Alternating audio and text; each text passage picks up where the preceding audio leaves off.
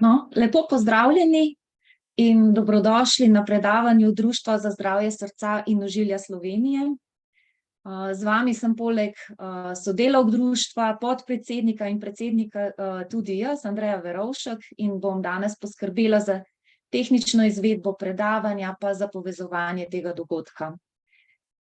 Današnje predavanje poteka v okviru kampanje Vzemi k srcu s.si, ki ozavešča o holesterolu in pa lipoproteinu A. Zato bomo danes spregovorili o lipidih, tistih bolj znanih in tudi tistih malo manj znanih. Z nami je strokovnjak, primarij Matija Cevc, je zdravnik s kliničnega oddelka za žilne bolezni iz UKC Ljubljana in tudi predsednik našega društva. Tisti, ki nas že večkrat spremljate, že veste, in pa sicer pa naj na kratko ponovim, da se današnje predavanje tudi snema in bo na voljo jutri na spletni strani za srce.si tudi na posnetek predavanja. Tako da lepo pozdravljam vse, ki ste z nami. Če imate kakšno vprašanje, ga lahko zapišete v tisti prostorček za chat. Začeli bomo s predavanjem. V tem času vas prosim, da imate izklopljen mikrofon. Po predavanju pa bo tudi čas najprej za tiste vprašanja, ki jih bomo že tekom predavanja zbrali v chatu, lahko pa boste vprašali tudi v živo. Tako da zdaj bi pa povabila našega strokovnjaka, današnjega govorca, primarij Matijo Cevca, da nam predstavi te lipide, ki o nekaterih nekaj že več vemo, o nekaterih pa malo manj. Ja. Hvala lepa za povabilo, da imam možnost malo govoriti o teh lipidih. Saj veste, lipidi niso samo holesterol, je še kaj zdraven. In predvsem tisto, kar je pomembno, je to, da seveda lipidi so zelo kompleksna zadeva, ker boste tudi iz predavanja samega videli, ker je rahlo bolj zapleteno kot običajno, ampak bog pomagi, pač tako je. Ampak imamo dve ključni skupini lipidov v našem telesu. Eno je holesterol, drugo so trigliceridi.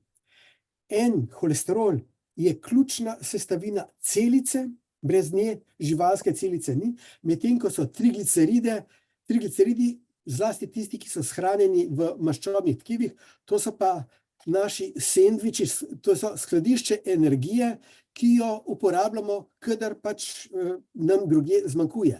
Skratka, to sta ti dve skupini, ki sta med seboj zelo povezani, kot boste potem videli, pa kljub vsemu zelo različni. Holesterol, kot sem rekel, je ključna sestavina vsake celice, teh membran, in je izredno pomemben za normalno delovanje teh membran. In če ne bi bilo holesterola, celica ne bi mogla živeti. Pa ne samo to,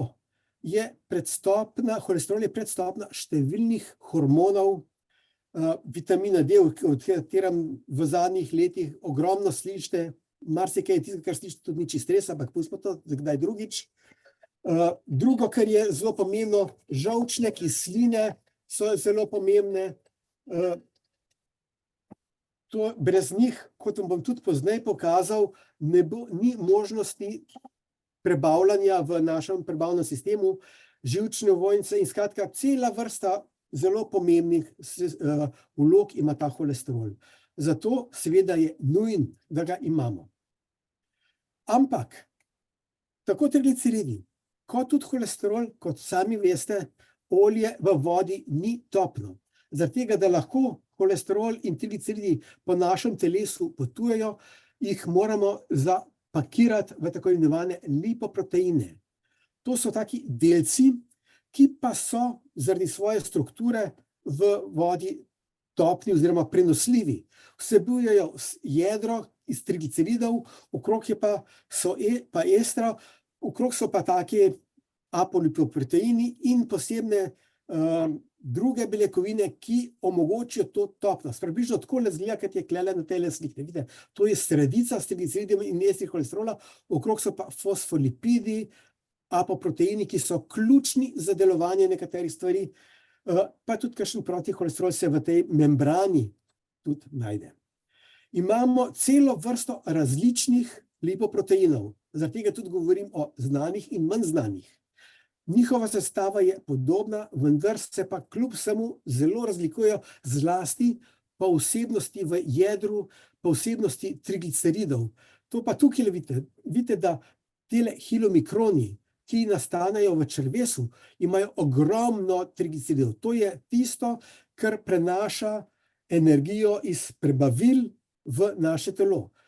Zelo hitro se spremenijo in prenesejo del te energije v jetra, kjer se nato nastanejo tele VED delci, ki so še zmeraj zelo bogati s trigliceridi, potem pa preko raznih procesov, o katerih bom kasneje govoril, prehajajo v vedno manjše te lipoproteinske delce do tega znamenitega LDL delca, ki ga verjetno vsi poznate in ki se ga zelo bojimo. To je tisti najbolj aterogeni lipoproteinski delec, za katerega želimo danes, da je čim nižji.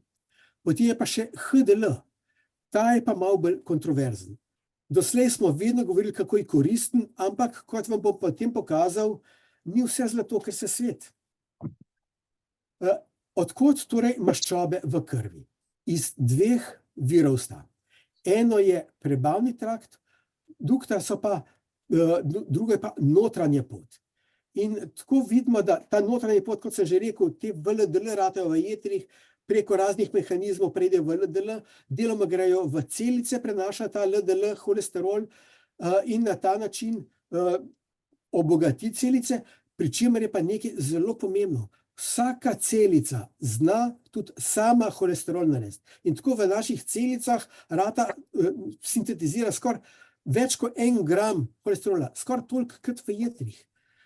Ampak, ker je odvečnega holesterola, potem pa nastop HDL, ki to odstrani in nazaj v jetra da, nakar se tam ta holesterol presnovi in se v žolču izloča v prebavila, deloma se v prebavila izloča tam okrog 400 mg holesterol iz samih teh celic našega črevesja, okrog 300 do 400 mg ga pa s prehrano dobimo. Če malo seštejemo, vidimo, da pravzaprav ta del, ki ga mi s prehrano dobimo, je relativno majhen. Bistveno več holesterola v našem telesu izhaja iz jeter in iz raznih celic, tam okrog 3 grame skoraj dnevno. Medtem ko je s prehrano samo 400 mg in to je tudi eden od vzrokov, zakaj je pravzaprav prehransko zniževanje holesterola ni najbolj učinkovito. No, pa gremo naprej. Kot sem rekel, v prebavilih, ko mi pojemo eno dobro mastno klobaso ali pa zasko, seveda ta maščoba, tako kot maščoba ni v vodi topna, tudi v prebavilih pravzaprav ni topna. In zaradi tega so zelo, zelo pomembne te maščobne kisline, žolčne kisline, ki to maščobo razbijajo v zelo drobne delce, na katere pa potem encimi, ki jih sprošča po eni strani želodec, po drugi strani tudi trebušna slinavka, začnejo to razgrajevati in tisto, kar se razgrajuje, to se trigliceridi in proste maščobne kisline grejo v celice črevesja, kjer se sestavljajo v tiste hilomikrone.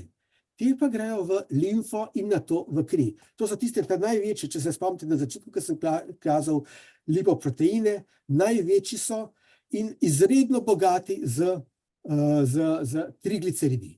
Na te hilomikrone nato deluje v žilnem sistemu v našem telesu tako imenovane lipaze, ki začnejo trigliceridi razgrajevati na proste maščobne kisline, ki prehajajo po eni strani v vse tiste organe, ki potrebujejo energije, ker proste maščobne kisline so vir energije in tudi v maščobna tkiva in na ta način se te hilomikroni postopoma manjšajo, dokler ne pride do tako imenovanih hilomikronskih ostankov, te pa preidejo v jetra, kjer te ostanke pravzaprav predajo sami jetrnim celicam, ki pa potem naprej deluje. In to je ta hilomikron, ki se nato zmanjšuje do hilomikronskega ostanka. Ampak v jetrih pa iz teh trigliceridov nastanejo VLDL delci. In ločimo tukaj dve skupini, to je zelo pomembno. VLDL2, ki so taki, ki jih imajo tako imenovani zdravi ljudje, po drugi strani imamo pa še VLDL1, ki so zelo pogosti pri sladkorni bolezni, pri tako imenovanem presnovnem sindromu, pri debelosti. Ti imajo pa eno zoprno lastnost, da znotraj tega pretoka, ki sem ga že malo nakazal, zdaj ga bom pa še bolj, povzročajo, da nastane posebna oblika LDL delcev, o katerem bom pa kasneje govoril, ki so še bolj aterogeni. Skratka, pridemo do teh VLDL delcev in IDL in že te tudi prehajajo lahko v žilno steno. Skratka, VLDL1 ali ki prenašajo energijo spet v periferijo, in VLDL2, ki prav tako prenašajo energijo v telo, potem jih pa spet lipaze odstranjujejo, trigliceride postanejo manjši, dokler ne pride do LDL holesterola, low density lipoproteini, ki igrajo po eni strani v jetra, kjer se presnovijo, po drugi strani pa tudi, kot sem že čisto na začetku pokazal, tudi prenašajo v razna druga tkiva, holesterol za potrebo, če je tam prisotna.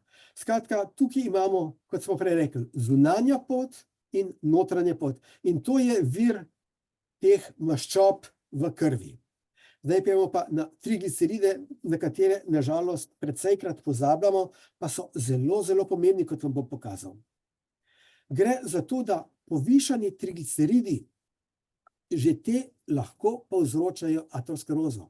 Če malo tole drsnico pogledate, boste videli pri osebah starih od 40 do tam, recimo 55 let, ki nimajo srčno-žilne bolezni, ki imajo nizko srčno-žilno ogroženost, pa so gledali z neinvazivnimi preiskavami, kaj se dogaja z njihovimi žilami.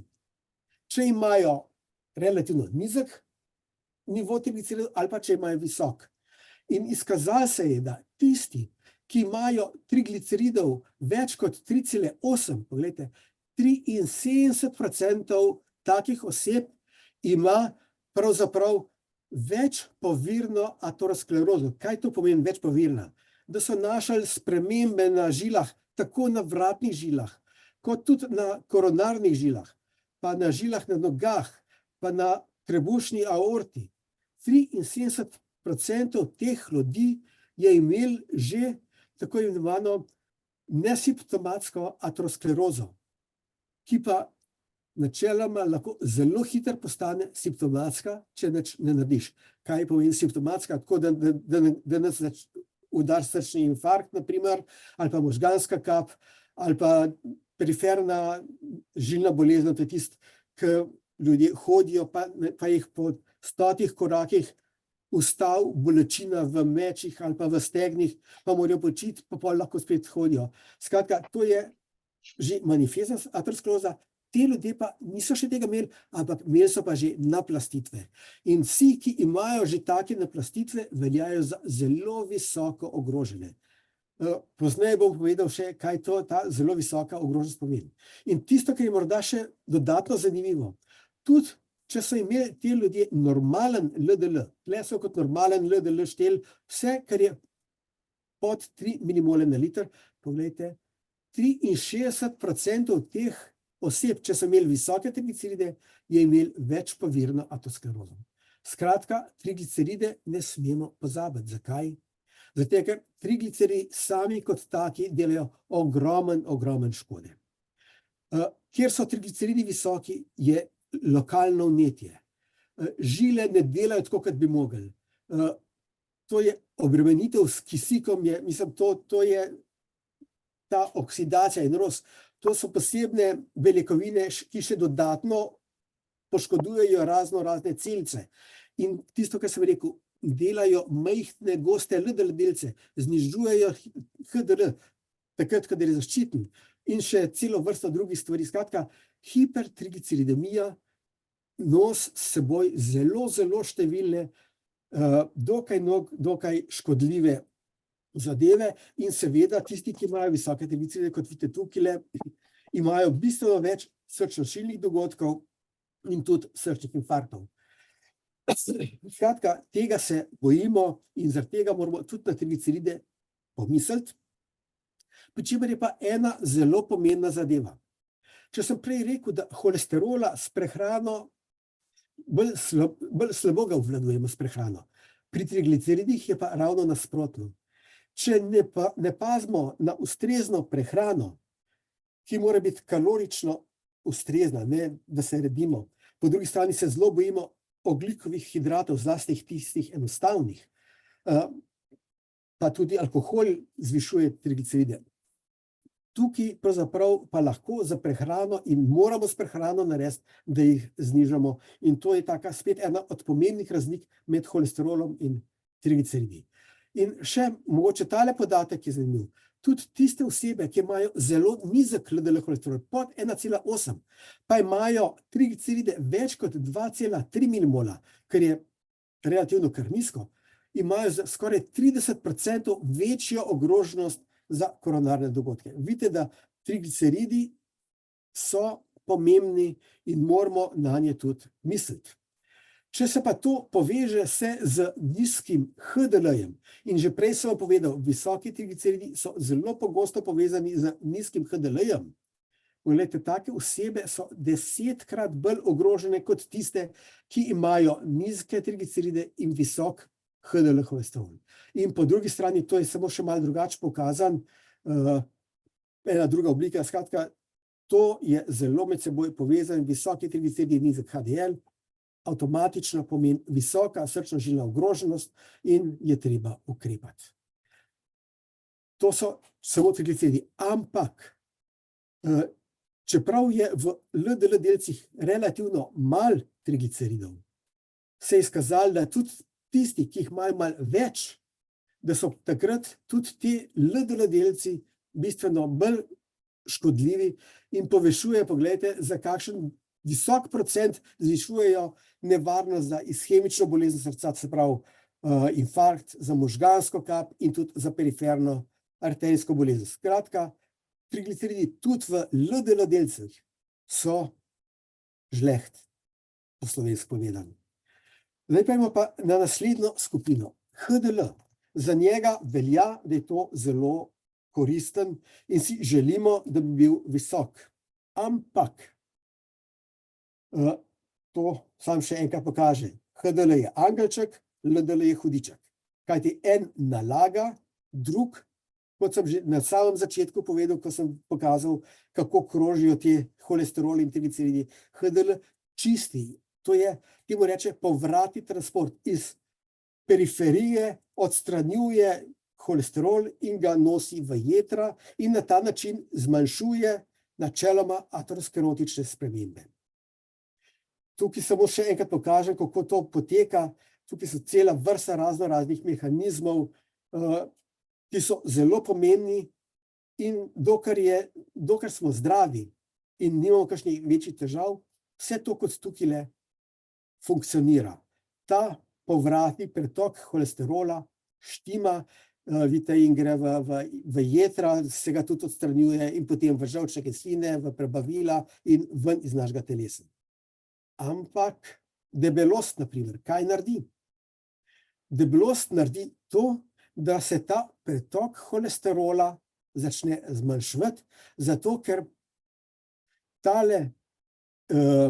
to je nek hormon, ki ga maščobno tkivo sproščajo, začne zavirati nastajanje teh nativnih HDL delcev in je zaradi tega naenkrat tega HDL-ja manj, kot sem že rekel. Kadar so trigliceridi visoki, je HDL manj, po drugi strani še okvarja ta HDL in se ta povratni transport bistveno upočasni.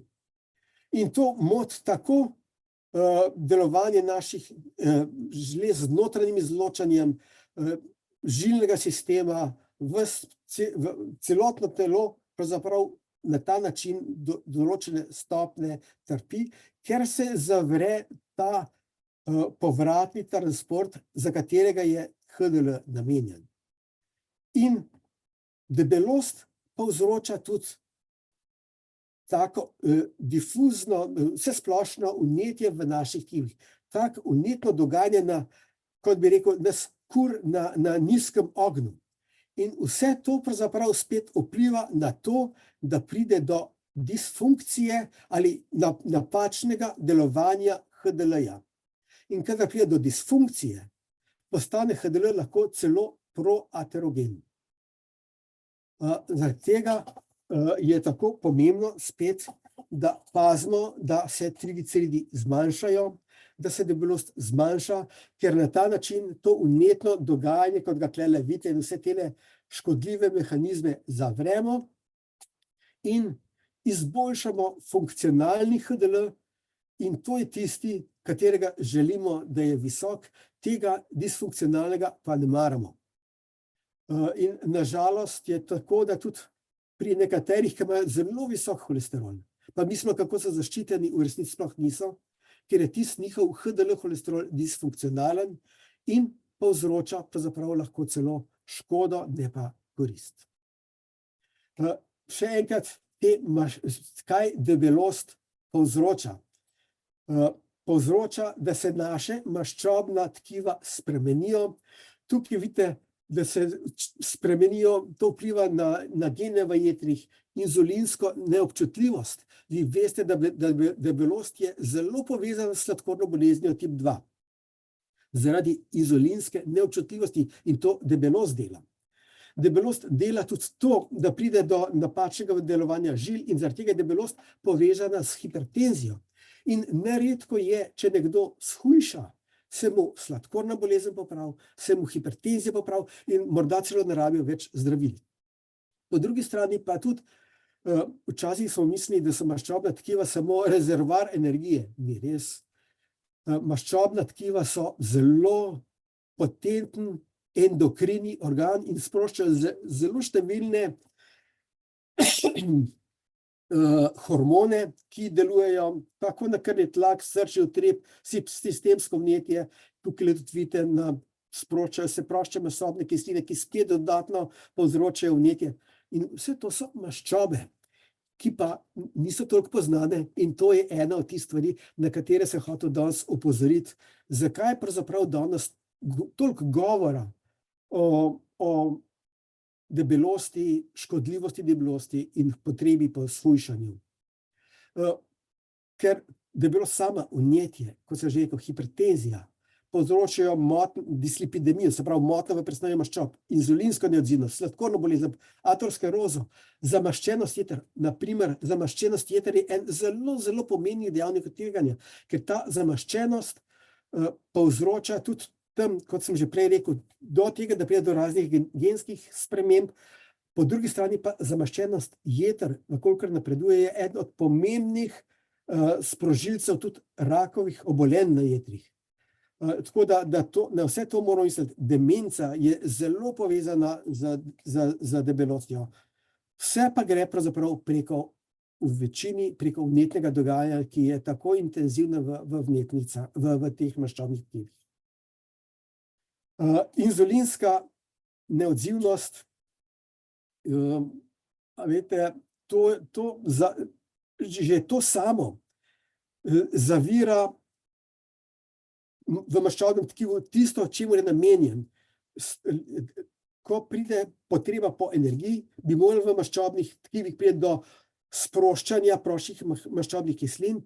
Inzulinska rezistenca to zavira, ker inzulin sam naj bi to povzročil, kadar je pa zmanjšan, pa ne deluje.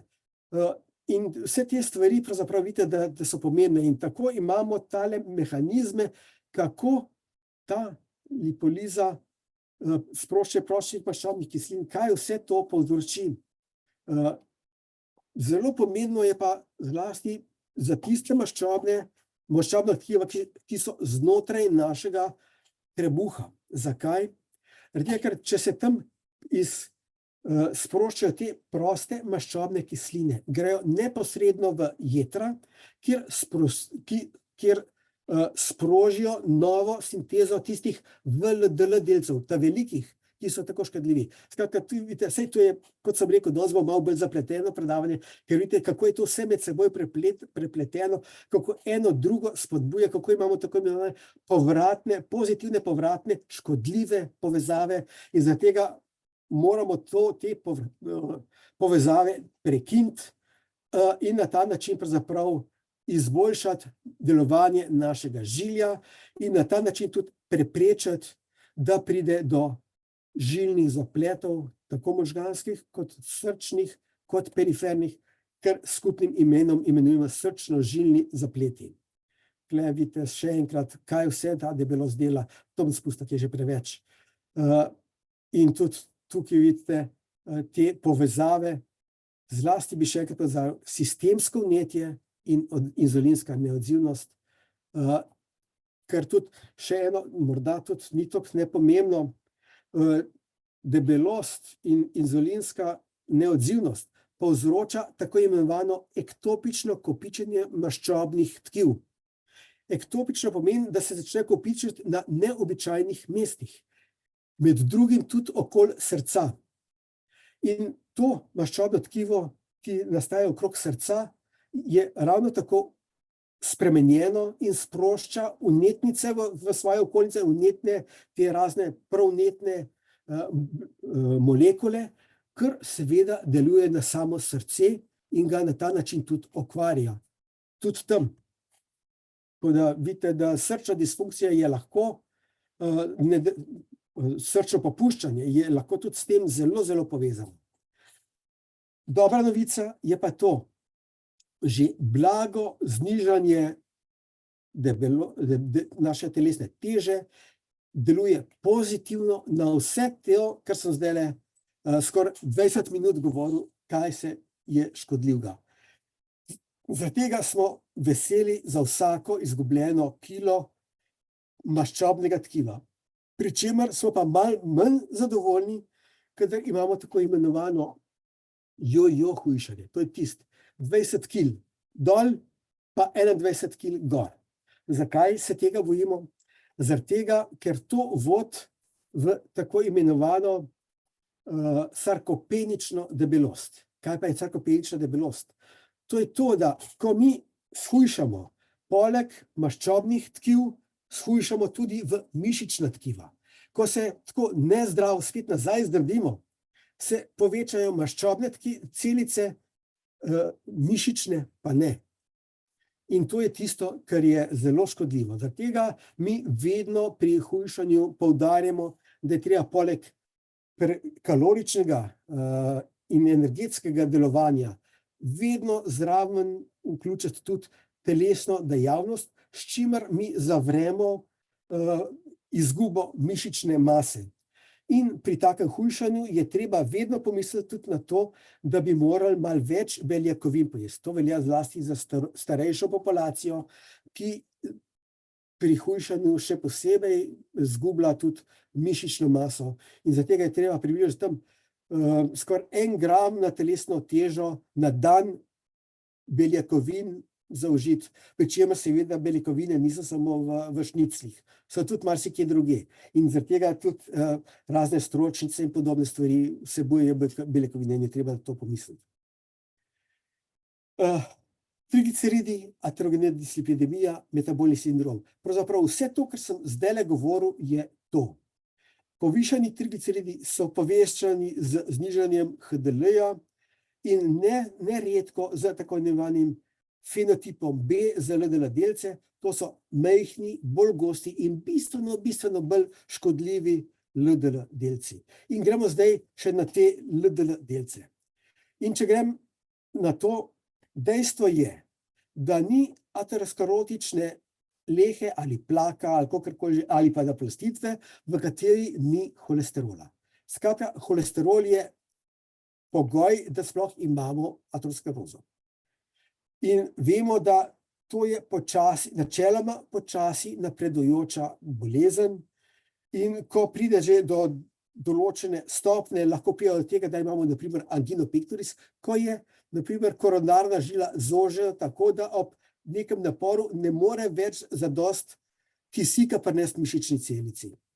Ampak tisto, česa se pa še bolj bojimo, je pa to, da če taka aterosklerotična leha poč, takrat je pa to tako, kot če se urežemo. Na razpoki rasta hrasta. In to v sekundah. In taka hrasta v žili lahko v trenutku popolnoma zamaši žilo. In temu potem rečemo srčni infarkt ali pa možganska kap ali pa akutna periferna ishemija. In tega se zelo bojimo. Dejstvo je, da osebe, ki imajo LDL holesterol več kot 3,9, pogledajte, v kakšnem velikem deležu imajo večpovirno aterosklerozo. To je spet tista raziskava, ki sem že prej govoril, od 40 do 45 let, brez pomembnih drugih dejavnikov tveganja, ki veljajo za blago do zmerno ogrožene in nimajo še manifesta ateroskleroze. Pogledajte, če imajo 3,8 ali več holesterola, v izredno velikem deležu imajo že večpovirno aterosklerozo. Po drugi strani pa, če imajo LDL pod 1,5, taki ateroskleroze sploh nimajo. In to je razlog, zakaj danes govorimo, da si želimo, da je LDL holesterol čim nižji in če se le da pod 1,8, zato ker vidite, klele nekje je tisto, ki se začne, ki se prelomi ta krivulja. In vemo, da če spravimo pod 1,8, je velika verjetnost, da ateroskleroza ne bo napredovala. Če pa spravimo celo pod, pa danes imamo že številne dokaze, da lahko tako aterosklerotični plak zmanjšamo. Ne samo, da ga zmanjšamo, po drugi strani povzročimo to, da ta plak postane bolj stabilen, da ni nagnjen k razpoku. Tisto, kar sem prej pokazal, ko pride do razpoka, pa gor tromb in pride do akutnega koronarnega dogodka. Če mi to znižamo, se ta kapa na plaku okrepi in do tega ne pride. In to so stabilni aterosklerotični plaki, ki načeloma, če so zelo veliki, lahko povzročijo tako imenovano obremenitveno angino pectoris, ne bodo pa povzročili akutnega infarkta. In to je tisto, kar si seveda želimo. To je ena stvar. Druga stvar, ki je zelo pomembna, je pa ta. Če je nekdo zelo ogrožen, pa mu LDL holesterol zmanjšamo, recimo za 2,5 milimola. Če zelo visoko grad, to so tisti, ki imajo na primer 5-letno ogroženost, da bodo prišlo do akutnega kardiovaskularnega dogodka več kot 30% v 5 letih. Pri takih, če znižamo za 2,5 milimola, bomo preprečili kar 142 večjih srčno-žilnih dogodkov v 5 letih. Ali 46 smrti. Skratka, to je pa že kar velik uspeh. In danes z vsemi ukrepi, ki jih imamo na razpolago, znamo to zelo učinkovito doseči. Bolj, ko je nekdo ogrožen, večja je korist zniževanja in to je tisto, kar sem že tudi na začetku rekel, da moram povedati. Ja, zaradi tega želimo pri tistih, ki so zelo ogroženi, da jim drastično znižamo LDL holesterol, če se le da, če imajo že manifestno aterosklerozo pod 1,4 oziroma pod 1,8, optimalno je pa pod 1,4. In tukaj bi pa poudaril še nekaj, kot sem že prej rekel. To so VLDL delci. To so vrečke z energijo. Tukaj vidite, sama zdrava. Tukaj ni nobene zaske noter ali pa klobase. Ampak bolj, ko lipaze odstranijo trigliceride, manj v teh vrečkah ostane, na koncu ostane samo vrečka, to je LDL, ki se takole v žilno steno naseli in imamo aterosklerozo.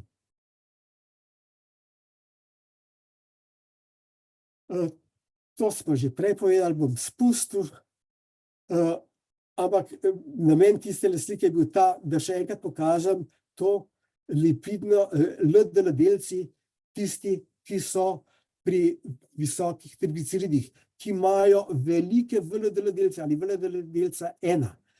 Pri takih imajo zelo veliko apoproteina B, imajo manjšo velikost LDL delci, jih je pa bistveno več. In sočasno s tem se običajno zniža HDL holesterol In neredko, ker je tukaj zraven tudi debelost, so tudi te spremenjeni tako, da niso več tako učinkoviti, kot bi bilo potrebno. In zakaj so ti majhni LDL delci tako škodljivi? Zaradi tega, ker so spremenjeni, kot sem rekel, so manjši. Vsak LDL delc ima na sebi tako imenovani apolipoprotein B100.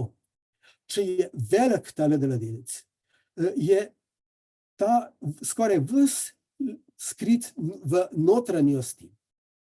Če se pa zmanjša, pa tega apoproteina vedno več, kot vidite tukaj, gleda iz tega lipoproteinskega delca. In to kar kliče po tem, da se ta delc spremeni z tistimi oksidativnimi procesi in zaradi tega, ko se oksidativno spremeni, bistveno hitreje prehaja v žilno steno. Po drugi strani je pa tudi tak LDL delc je prav neten in aktivira vnetnice, kamorkoli pride in povzroča še dodatno vnetno dogajanje, tako v žilnih stenah, kot tudi povsod drugod, kamor pride. In zaradi tega se te oblike zelo bojimo. Drugo je pa pravzaprav še tale lipoprotein mali a. To je pa zelo zanimiva oblika LDL delca. Približno 20% prebivalstva ima zvišanje lipoproteina A. In sicer gre za to, da se na LDL delc pripne tale apoprotein mali a. Tukaj ga vidite. Takole izgleda. In tam ima eno zelo zanimivo značilnost, da ga sestavljajo ene take kringlice, temu reče, ki so enaki kot pri enem drugi beljakovini, ki je ključna pri poteku strjevanja krvi. In mi zato vemo, da kadar imamo veliko lipoproteina mali a, pri takih, to je ta plazminogen, vidite, celo vrsto ima teh kringlov in se zelo podoben je. In če je to na tem LDL delcu, povzroča celo vrsto posebnosti, o katerih bom še malo kasneje govoril. In tukaj vidite, nastaja ta apoprotein mali a, ki se pripne na LDL, nastane v jetrih, verjetno se v sami cirkulaciji prelep na LDL delc in povzroča škodo. Odstranjuje se pa iz sistema tako kot LDL z receptorji. In kaj vse zdela? To je bila funkcija LP male a v naravi, pri čemer mora pa nekaj poudariti. Pri človeku vse tele funkcije so vprašanje, ali jih tukaj še ta LPA sploh ima. Ampak v principu pri raznih drugih živalih, kot so miške, podgane in podobne stvari, je naj bi deloval pri celjenju ran, popravi okvare tkiv, pri človeku je malce drugače. Dobro, to ne bom spustil, kaj ni tako važno, ampak gre za to, da se ta LPA veže na številne komponentne žilne stene in zaradi tega povzroča pravzaprav velik problem, ker je proaterogeno delovanje, protrombotično delovanje, provnetno delovanje. In če se tako hitro veže na žilno steno, vse to tam pospešuje. In zaradi tega je pravzaprav zelo škodljiv in se ga tudi zelo bojimo.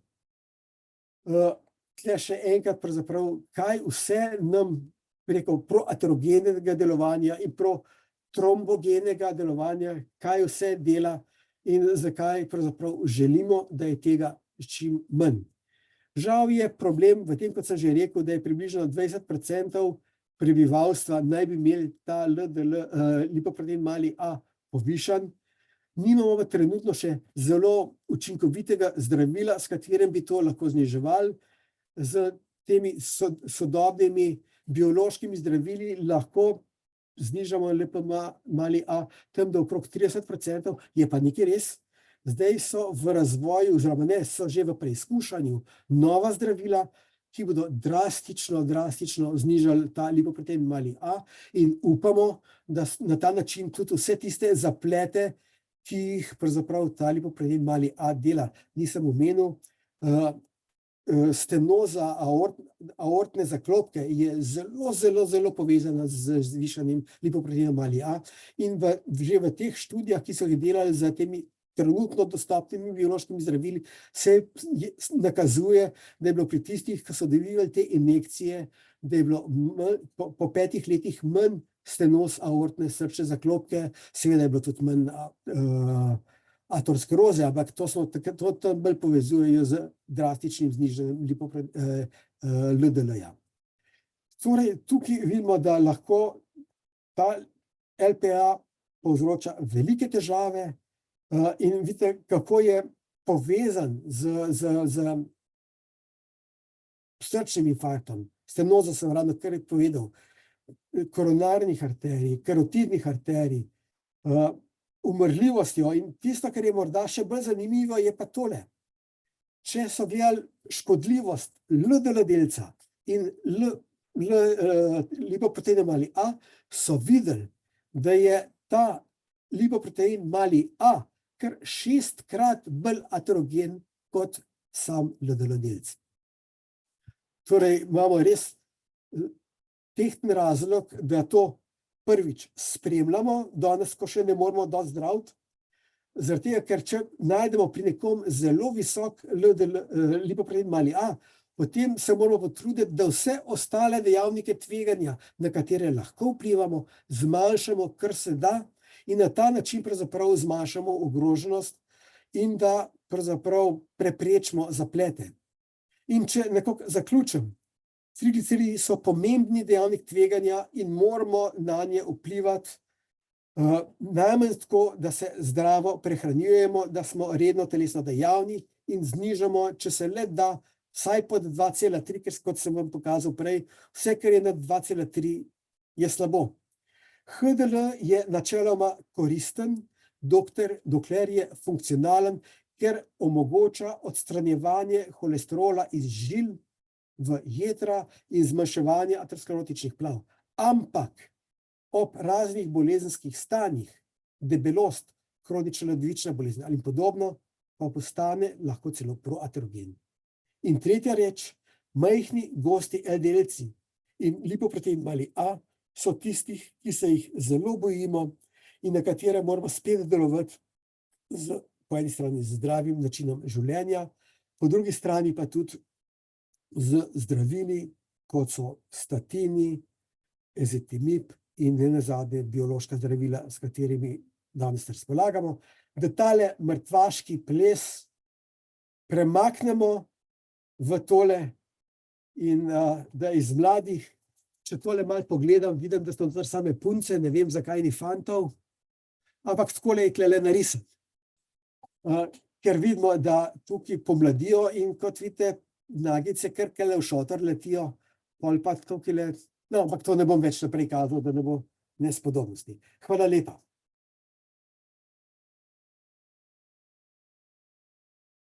Ja, hvala, Matija Cevc. Spregovorili ste o zdravstveni težavi tisoče Slovenk in Slovencev in o resnih boleznih, pa vendar je bilo vmes kar nekaj humornih vložkov, tako da hvala vam za to in tako nazoren prikaz, skozi katerega sem prepričana, da smo nekateri, vsaj zase lahko rečem, bolje spoznali in pa razumeli lipide. Medtem ko slušatelji še pripravljate kakšno vprašanje za primarij Cevca, naj z vami delim še eno dobro novico in pa uporabno informacijo. Na začetku sem že omenila kampanjo Vzemi k srcu.si, ki ozavešča o holesterolu, v okviru katere je tudi današnje predavanje, in na to je pripravljena tudi posebna spletna stran. In na tej spletni strani boste poleg uporabnih informacij našli še nekaj, in sicer predstavo slovenskega igralca in komika Matjaža Javšnika. V predstavi z naslovom Holesterol ni komedija vam bo Javšnik skozi humorne vložke, tako podobno kot primarij Cevc, oziroma še bolj, ker je poklicni komedijant in stand-up komik, poleg smeha izvabil tudi kakšno solzo, ker bo povedal oziroma je povedal in smo ga posneli o svojem odnosu do zdravja, do zdravstvenega sistema in do vseh pravil, ki se jih moramo držati, a ne, da ohranjamo svoje zdravje, kar sem prepričana, da tudi vi zelo dobro poznate. Iskreno pa Javšnik poda tudi v predstavi svojo osebno izkušnjo, ki je spremenila njegovo življenje. Tako da lepo vabljeni na spletno stran, bom tudi povezavo kopirala v chat, se pravi, spletna stran je vzemiksrcu.si. In zvabljeni, da si potem po našem srečanju ali pa v prihodnjih dneh pogledate to lepo življenjsko in pa iskreno predstavo. Ja, tukaj bi jaz Zdaj pa, ja, v chatu je kar nekaj vprašanj, ja, ampak jaz bi tudi rekel, da tam boste dejansko na zelo zabaven način, pa bolj dostopen, ne tako kompliciran, kot je bilo danes moje, se marsikaj naučili in toplo priporočam. Vas bo spremenili. Humorno, pozitivno, ker je pomembno, se veste, pozitivni moramo biti, pozitivni stres je tisto, kar je pravzaprav eden pozitiven dejavnik in zmanjšuje tveganje. Gledajte, znižanje telesne mase pomeni fiziološko izboljšanje in znižanje vnetij. Kaj pa tisti, ki smo suhi in imamo visok holesterol? Tako bom rekel, verjetno ste si slabe starše izbrali, ker to je običajno genetsko pogojeno. In jasno, pri tistih seveda je tudi vnetno dogajanje običajno nekoliko povečano, ampak zaradi LDL holesterola. In tako imenovana družinska heterocigotna hiperholesterolemija.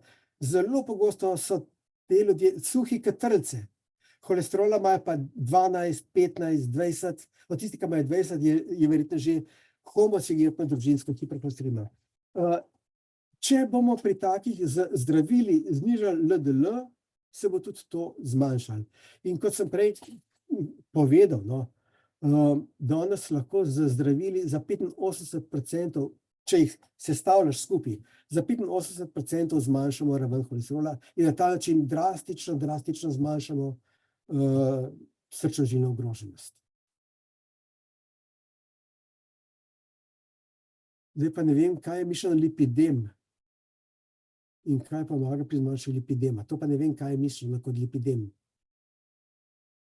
Bernarda, si lahko mogoče mikrofon vklopite pa poveste, kaj ste to mislili, ali ima lipidem povezavo z lipidi in kaj pomaga pri zmanjšanju lipidema? Lipidem sem dobila pri eni od specialistki v Ljubljani, že nekaj let nazaj. Kot oteklina, ne? Meni oteklina sploh ne... Ali lipom? Lipedem je napisano na... Aha, lipedem. Poglejte, to je malo narodni izraz. To ponavadi gre za kopičenje maščob v podkožju, da imajo ljudje kar bunke po telesu. To je več ali manj estetska težava, kakšnih večjih zdravstvenih težav nima, razen, kolikor je tak lipom, lipidem posledica zunaj maščobno-tkivnega kopičenja maščobnih celic, ki pa je lahko pol tudi problem. Težava je v tem, da pa zapravo kakšnega pametnega zdravljenja zaenkrat za to ni. Ja, hvala. Hvala lepa. Ja. Aha. Za tale, za Jelka, mislim, da je to, ne, ja. Poglejte, seveda, tukaj gre za poligensko hiperholesterolemijo. Mi imamo pravzaprav različne možnosti okvara gena in glede na te različne okvare gena tudi ločimo heterocigotno družinsko hiperholesterolemijo od tako imenovane poligenske hiperholesteremije. Poligenska hiperholesteremija pomeni, da je cela vrsta drobcenih okvar, ko pa to sešteješ, se pokaže v končni konsekvenci z zvišanjem takim relativno izrazitim LDL-jem. Terapija je spet ista, tudi tlele vidim, da je tudi lipoprotein mali A je malce zvišan za skoraj dvakrat. Ne, mejna raven za zvišanje je pri 300 mg na liter, tle je 516. Ja, 1001 napakica, to je tako, dinar na dinar, ne, ali pa cego na cego palača. Tlele ste iz drobnih okvar sestavili pravzaprav to, da je prišlo do še zmernega zvišanja holesterola LDL, ampak sočasno s tem tudi lipoprotein mali A. Zdaj, tukaj je treba oceniti, kakšna je srčno-žilna ogroženost. Načeloma velja, če je v okviru poligenske hiperholesterolemije raven holesterola več kot 5 milimolov, oziroma ali pa 4,9 je v smernicah napisan, potem taka oseba velja za visoko ogrožena že a priori. In taka je treba zdraviti. Pri temle primeru pa verjetno bi tudi začeli, zato ker je sočasno zvišan še lipoprotein mali A. Se pravi, imamo relativno visok LDL in še zdrav lipoprotein mali A in verjetno bi se jaz, čeprav ni še je gleženjski indeks v redu, odločil za zdravljenje. Vsekakor bi svetoval, poleg gleženjskega indeksa, da se opravi še kakšen ultrazvok vratnih žil ali pa stegenskih žil, ali pa da se določi kalcijevo breme. To so taki neinvazivni pokazatelji ateroskleroze. In vkolikor tle najdete naplastitve, pomeni, da je ogroženost zelo visoka, takrat je pa treba z vsemi topovi streljati, kot sem že večkrat rekel danes. Tole je tole, pa še klele imamo eno vprašanje. Primarij Cevca, vas lahko samo Ja, prosim, izvolite. da majčkeno povzamete vprašanje, Ja, zato ker ljudje v ne vidijo. posnetku ne bodo videli vprašanja, No, tako da dobro, tistega, ki boste zbrali, mogoče Ja. ali preberete ali na Ja, kratko bom samo zdaj. povzamete. se oproščam, ja. Bom za tega, ker sem zdajle govoril, kako ukrepati v primeru, da si suh, zdrav slog genetsko hiperlipidemijo z vrednostmi trigliceridov, skupni holesterol 6,93, HDL 2,15, LDL 4,66 in lipoprotein mali A 516. No, to je tisto, o čemer sem zdajle govoril. Naslednje vprašanje pa, debelost verjetno za nekatere nerešljiv problem, saj kljub omejevanju hrane ne uspeva bistveno zmanjšati teže. Organizem zahtevnost hrane, okus oči in ponudbo opredeljujejo vrsto hrane. To velja za vse ljudi, ne glede na stroko in poznavanje problema. Bo potrebna prehranska kriza. Že je prehranska kriza, če takole ješ, ne? Samo v drugo smer. Ja, seveda, to se ve, ne, da apetit je zelo povezan in z vonjem in z očmi, in zaradi tega je to pomembno, da na vse te dejavnike vplivamo. Je pa še nekaj res, a veste, ni važno, koliko jeste, ampak kakšen je kalorični vnos. In kakšna je pod črto telesna aktivnost in poraba, dnevni vnos, pod črto, a je to plus ali minus. To je ena reč. Druga reč, ki je pa izredno pomembna, je pa to. Z leti se presnova človeka spreminja. In starejši, ki smo, manj energije potrebujemo za vzdrževanje našega normalnega delovanja. In če pri 70 letih ješ, tako kot si pri 18, ki si bil ves pod testosteronom, recimo močni, pa aktiven, bo ta kalorični vnos bistveno prevečji in bo rastel trebušček. Nerešljiv problem, se strinjam zelo. Ga imam. Oziroma, danes vemo, da imamo ena zdravila, ki na to kar dobro vplivajo, žal imajo pa zelo številne stranske učinke. Pa še nekaj je, zaradi debelosti jih pri nas ne moramo predpisovati, medtem ko v svetu jih pa. In zaradi tega je kriza za dobavo teh zdravil, tako imenovanih GPI-jev. Ozempik ste že slišali, Vegovi ali pa kaj takega, no. Pri nas tudi na bioreceptih lekarne formalno ne smejo izdajati, ker je pomanjkanje za tiste, ki jih zaradi zdravja kot takega potrebujejo. To so pa predvsem sladkorni bolniki. To. Še so vprašanja.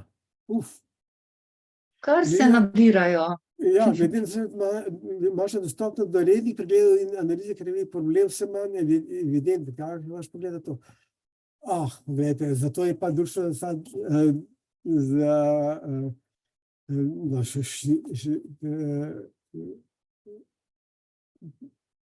društvo, ki dela meritve in za majhne denarje, če so člani skoraj zastonj, in si lahko izmerijo vse te dejavnike, vse te lipide, tudi lipoprotein mali A že tudi določamo v našem društvu, tako da ni problema.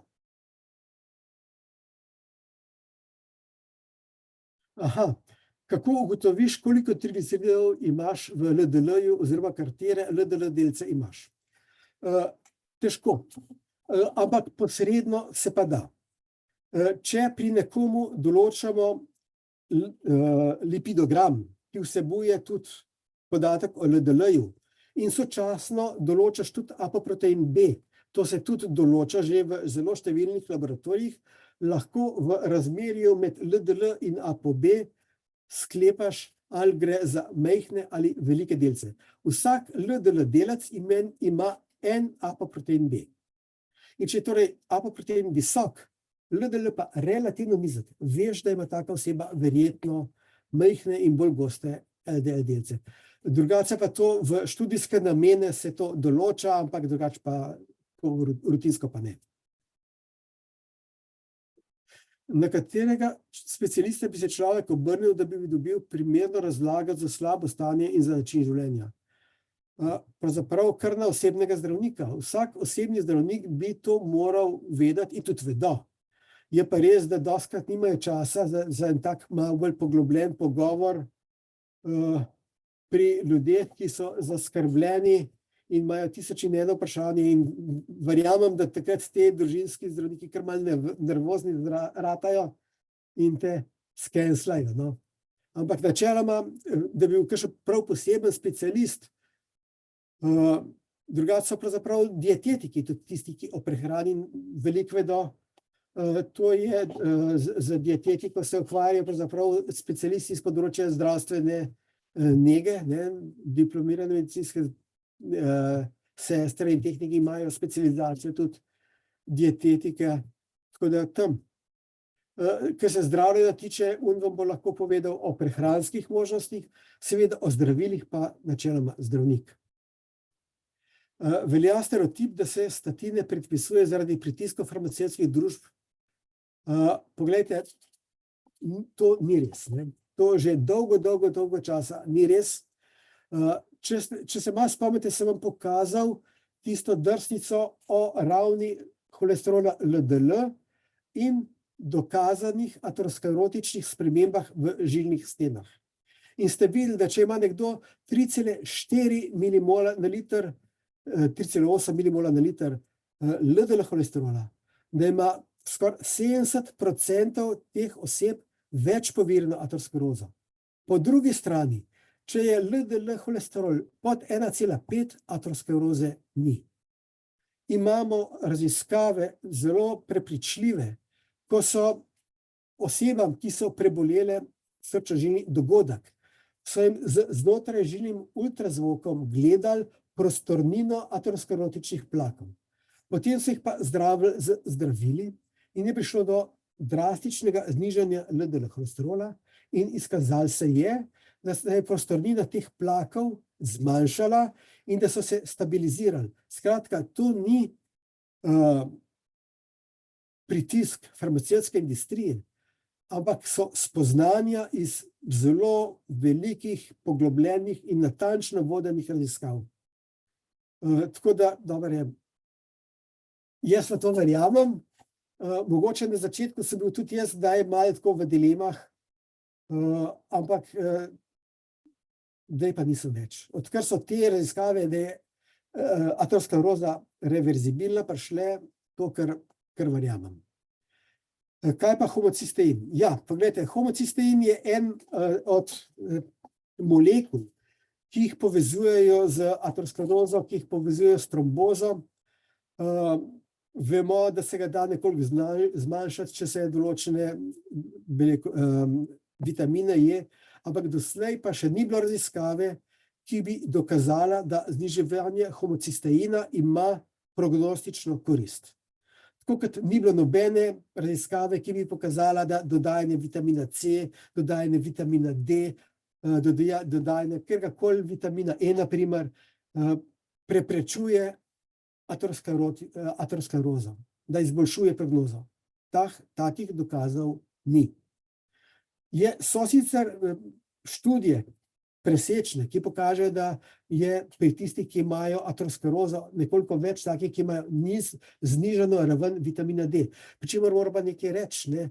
Ravno zdajle je bila objavljena smernice, da kar tako določati vitamin D je brezsmiselno. In s tem se jaz zelo strinjam.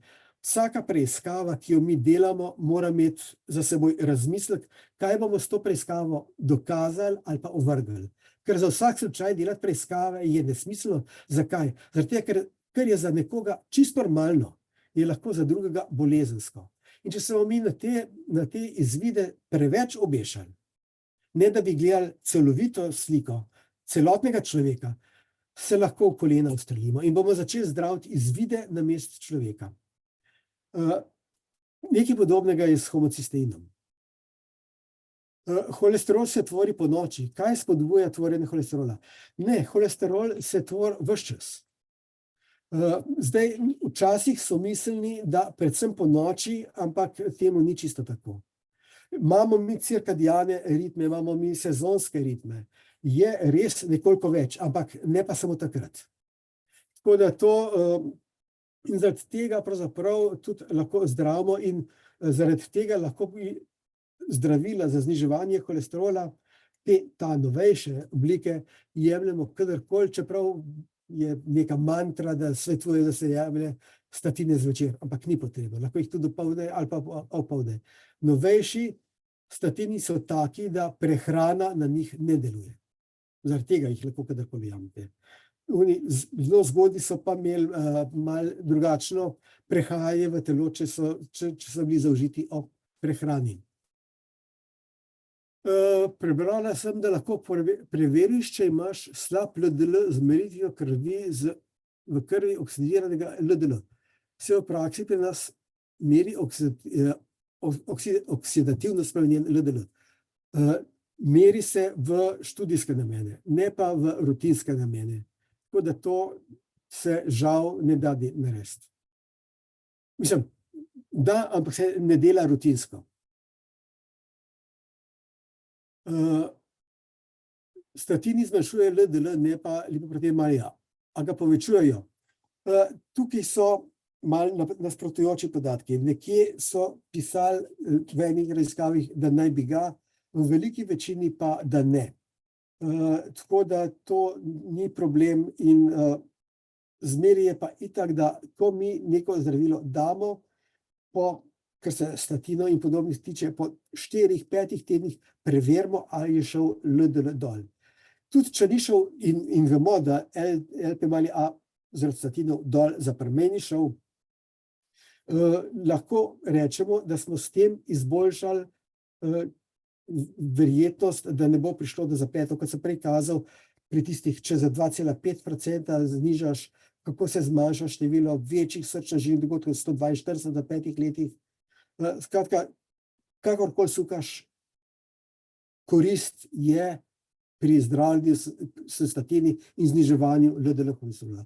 Problem nastane pri tistih, pri katerih se LDL holesterol ne zmanjša. Tudi taki so, tako imenovani non-responderji, takrat se pa poslužimo pač drugih postopkov. Kateri so neinvazivni pokazatelji ateroskleroze? Ultrazvok je najbolj pogosta metoda, ki jo uporabljamo. Ultrazvok vratnih žil, ultrazvok trebuha, pri katerem lahko trebušno aorto vidimo, ultrazvok stegenskih arterij, kjer lahko najdemo naplastitve. To je tisto, kar se zelo pogosto uporablja. Drugo je tako imenovano kalcijevo bremo. To je ena posebna oblika CT-ja, ko ti slikaš srce in vidiš tam, če je kalcij gor, veš, ker kalcij se načeloma v teh aterosklerotičnih plakih nabira, veš, da so tam plaki doma. Četrta stvar je tako imenovani gleženski indeks. Če je znižan ali pa zelo povišan, to nakazuje na aterosklerozo. Potem je pa še določene meritev togosti žil, s tem se da tudi nekoliko oceniti, kaj se dogaja z žilami, in to so tiste neinvazivne metode, ki si jih poslužujemo. Ali statini vplivajo na upad lipida? Da. Eden od možnih neželenih stranskih učinkov je lahko tudi to. Vendar je treba to vedno dokazati. Vi morate nekaj vedeti. Z staranjem se naš libido ali potenca pri fantih, libido bolj za ženske velja, pač peša. In erektilna disfunkcija je pri starostnikih zelo pogosta. Velja, da toliko kot je let, tak delež oseb moških ima erektilno disfunkcijo. In zdaj tisto, kar hočem reči, je, lahko vpliva na to, in potem je pač preizkušaš lahko to, da za nekaj časa nehaš jemati statin, in če se povrne na izhodišče, potem rečeš, aha, to je od tega statina. Če pa še naprej to, moraš pa malo na EMŠO pogledati. Prebrala sem, da čez večer ne ješ hrane, ki dviguje inzulin, in če se tega lepo držiš, lahko zmanjšaš holesterol. Holesterol dviguje sladkor in je pomembno se držati pri hrani, ki ne dviguje inzulina. Je to res? Zdaj, tukaj je več stvari. Inzulina kot tacga, seveda, kadar naše telo deluje normalno, vsaka prehrana povzroči, da se iz trebušne slinavke sprosti inzulin. Problem, ki ga imamo, je pa inzulinska neodzivnost, ne toliko porast oziroma sproščanje inzulina. Problem je takrat, kadar tisti sproščeni inzulin ne opravi svoje funkcije zaradi rezistence. Dejstvo pa je, da seveda inzulin, sladkor, sladka hrana, tudi zelo mastna hrana, povzroči, da se v trebušni slinavki sprošča tudi inzulin. Ampak z prehrano pravzaprav pri tistih, ki imajo že inzulinsko rezistenco, ne bomo kaj dosti dosegli. Zlasti zaradi tega, ker ena od tipičnih lastnosti inzulinske rezistence, vsaj v začetni fazi, je hiperinzulinemija.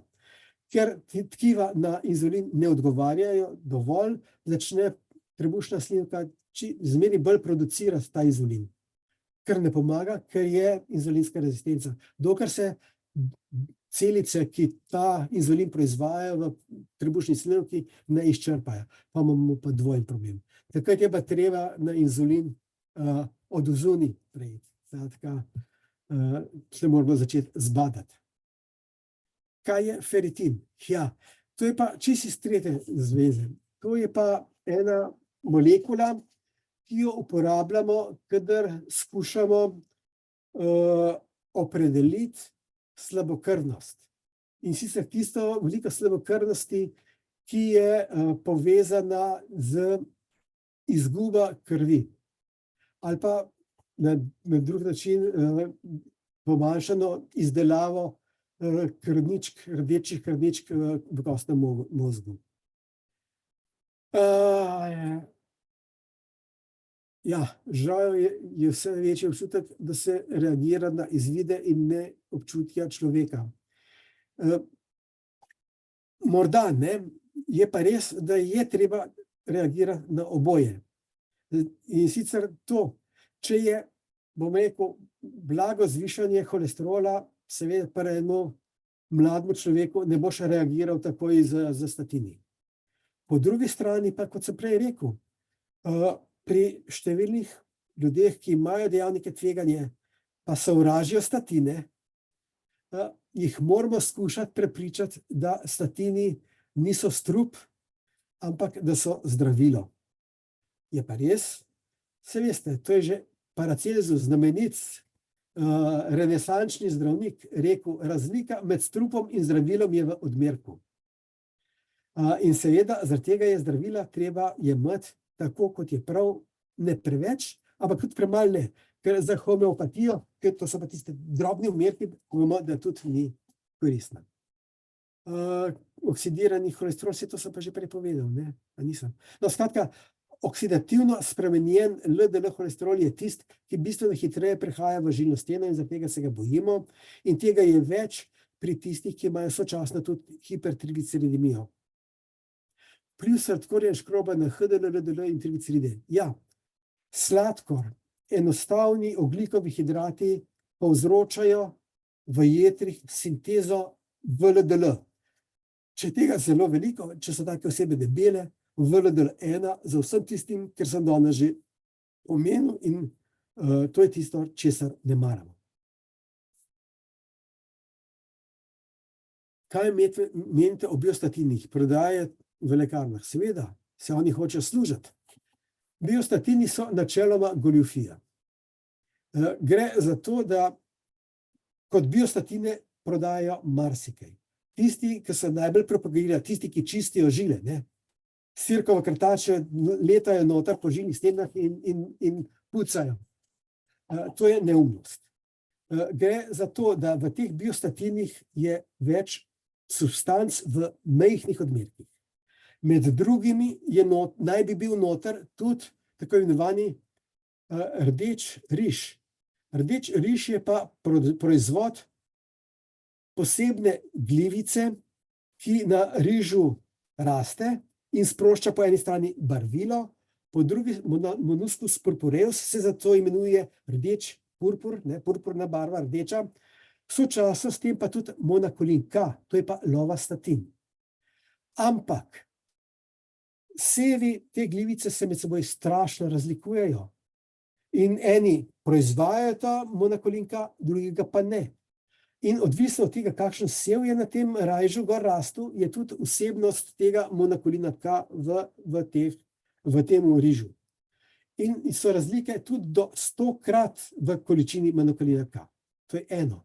Drugič, Kitajci, jasno, odkot drugod, kot z Kitajske, prihaja ta rdeč kvašen ali pa fermentiran riž, so uporabljali kapsule z 3 grami tega fermentiranega riža.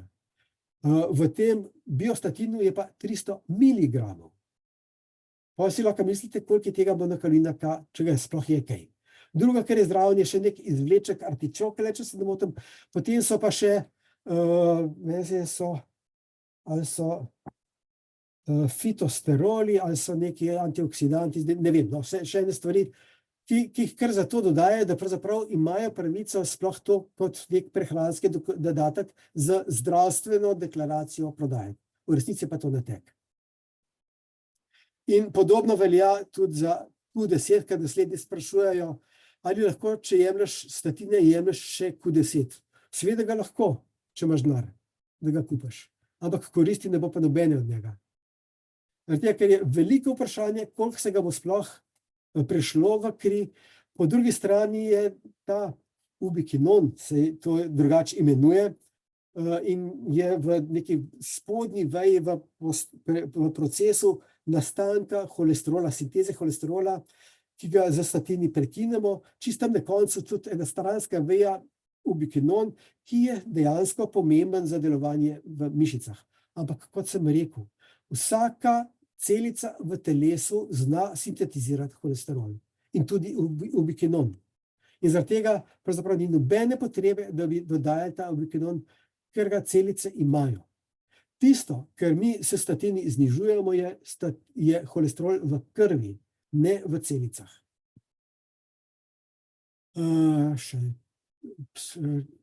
Visok ferritin je kazalec tihega vnetja. To je tudi res. To je tudi res in zaradi tega to je tudi res, ja. To sem pozabil povedati. Visok ferritin je kazalec tihega vnetja v telesu, ja. Ampak se ga zato ne uporablja. Tisto, s čimer danes sledimo, vnetje je pretežno visoko občutljiv CRP. Revmatologi veste, da tudi še zmeraj uporabljajo sedimentacijo, ker jim neke druge pokazalce, potem imamo pa celo vrsto provnetnih markerjev, ki jih določamo. Ferritin je v principu na tem področju ne pove kaj dosti in za to dokazovanje tihega ali tega nizkega vnetja ne pomaga. No, tukaj nujno je jemati koencim Q10 ob stotinih, ker ga ti znižujejo. Kot sem rekel, ne.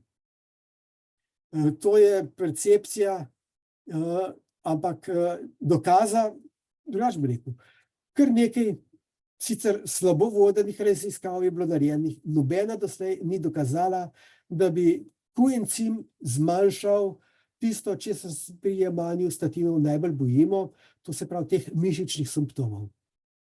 Jih pač ni bilo, zdaj pa ali verjameš ali pa ne. Seveda pa, če se nekdo odloči, da bo jemal, ne. Sam verjetno, kakšne velike koristi od tega ne bo imel. Evo, mislim, da smo prišli do konca. Smo prišli, izčrpali vsa vprašanja.